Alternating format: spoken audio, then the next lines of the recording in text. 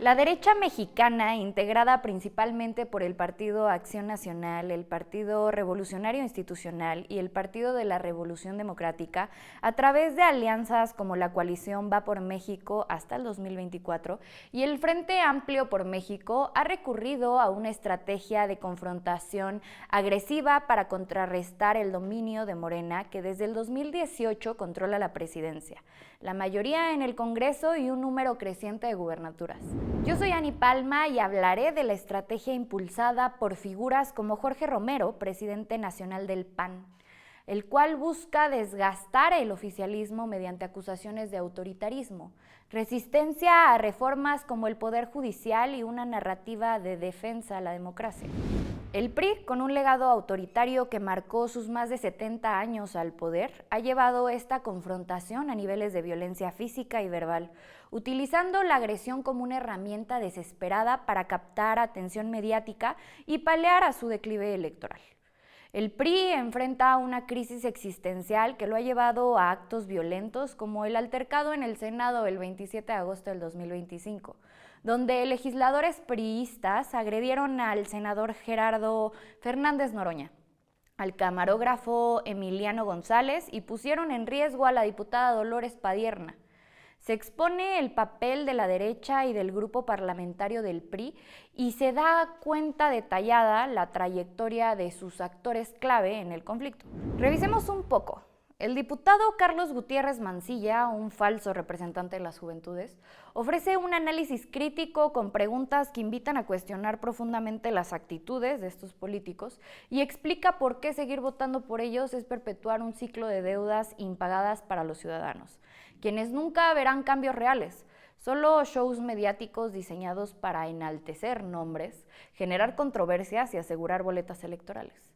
El incidente del Senado ocurrió durante el cierre de la sesión de la Comisión Permanente en la antigua sede de Xicoténcatl, en un contexto de alta polarización política avivado por las declaraciones de la senadora panista Lili Téllez, quien pidió ayuda a Estados Unidos contra el crimen organizado, lo que Morena calificó como traición.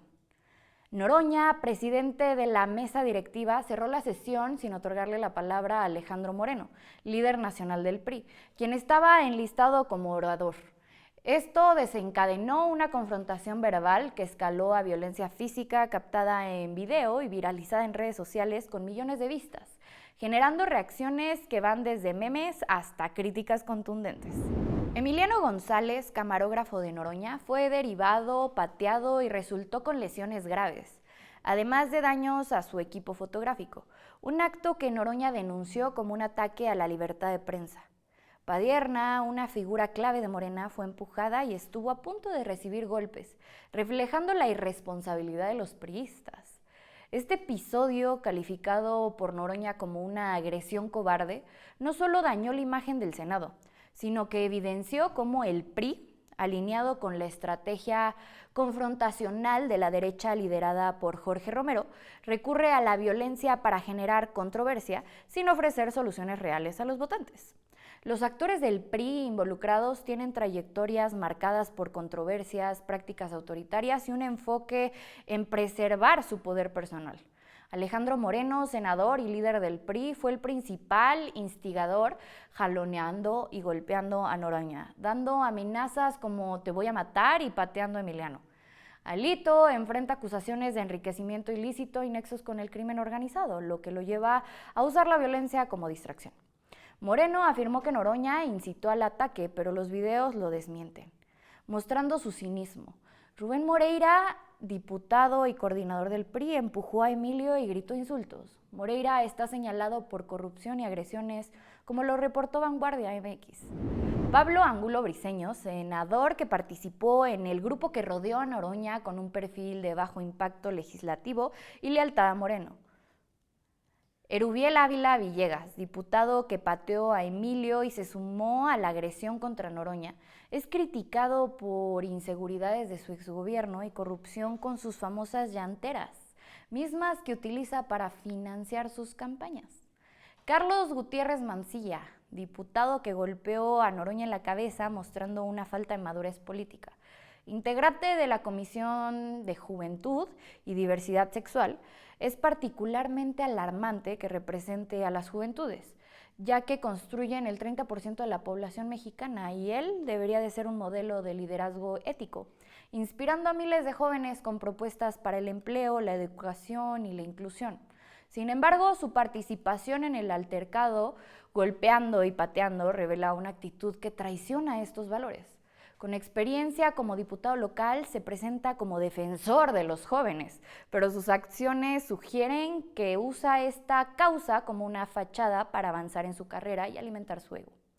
Es inaceptable que un personaje que debería inspirar a las nuevas generaciones se disfrace con una lucha noble para promocionar a la derecha mexicana, formada principalmente por el PAN, el PRI y el PRD.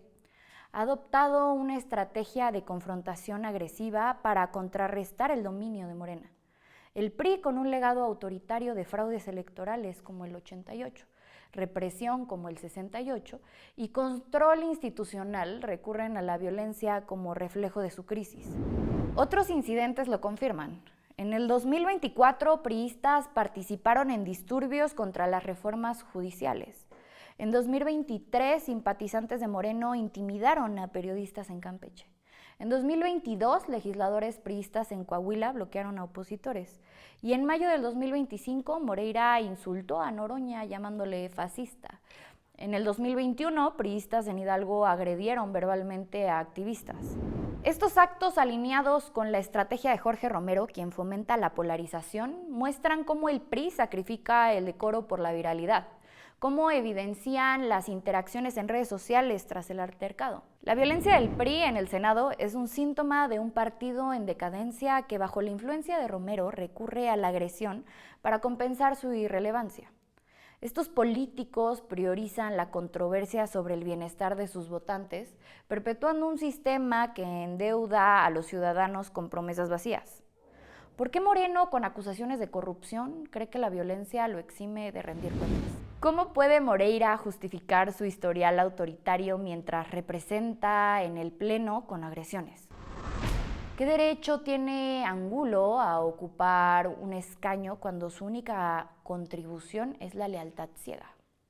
¿No es hipócrita que Ávila, cuya gestión dejó el Estado de México sumido en inseguridad, haga promesas de protección? ¿Qué mensaje envía Mancilla a los jóvenes al usar la violencia en lugar de propuestas?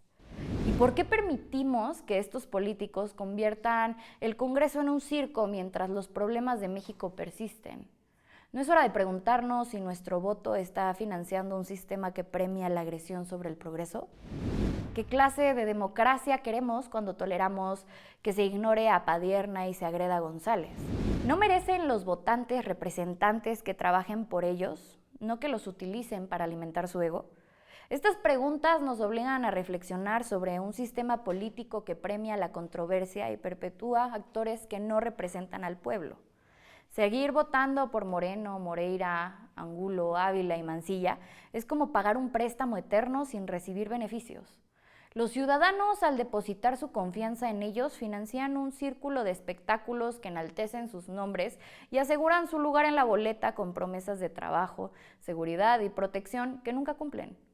Los votantes no reciben soluciones a la inseguridad, a la pobreza o al desempleo juvenil. En cambio, estos políticos entregan shows mediáticos que acumulan millones de vistas, pero no resuelven nada. La agresión a Noroña, a González y la indiferencia hacia Padierna son ejemplos de cómo priorizan su ego sobre el bien común, utilizando la controversia para perpetuarse en el poder. ¿Tú qué me estás viendo? Cada voto por estos actores es un cheque en blanco que pagamos con nuestra confianza sin recibir el cambio que México necesita. Sus promesas de campaña son una fachada para asegurar boletas electorales, mientras sus acciones revelan que solo buscan enaltecer sus nombres. Exijamos a los partidos como el PRI y el PAN que rompan este ciclo y que marginen a quienes recurren a la violencia, promoviendo liderazgos éticos que prioricen el diálogo. Apoyemos iniciativas como la denuncia de Noroña, que busca el desafuero de los responsables, y usemos las redes sociales para denunciar estas barbaries, no para ampliarlas. Nuestro voto debe respaldar a quienes representan nuestras demandas de justicia, empleo y seguridad, no a quienes nos condenan a pagar las deudas de un sistema que solo sirve para perpetuar egos. México merece una democracia digna, libre de violencia y enfocada en el bienestar colectivo. Dejemos de financiar a estos políticos y construyamos un futuro donde el pueblo sea la prioridad.